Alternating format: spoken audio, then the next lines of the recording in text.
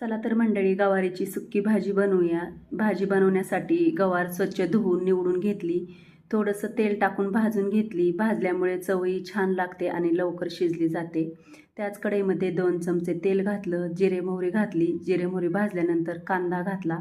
कांदा लालसर झाल्यानंतर अद्रक लसूणची पेस्ट घातली. नंतर टोमॅटो घातला, तोही व्यवस्थित मिक्स करून घ्यायचा आहे. नंतर आपले घरगुती मसाले टाकले. लाल तिखट, कांदा लसूण मसाला, धनेपूड, हळद मिक्स करून घ्यायचे आणि आपण जी गवार भाजून घेतली होती ती ॲड केली. नंतर त्यामध्ये चवीनुसार मीठ घालायचं आहे आणि 2 चमचे भाजलेल्या शेंगदाण्याचं कूट घालायचं. भरपूर सारी कोथिंबीर घालायची आणि पाण्याचा थोडासा शिंतोडा देऊन ताट झाकून ठेवायचं 5 मिनिट. तर 5 मिनिटात अगदी झटपट अशी टिफिनसाठी आपली गवार तयार होते. तर आवडली असेल तर नक्कीच लाईक करा, सबस्क्राईब करा आणि तुम्ही कशी बनवता नक्की कमेंट करा.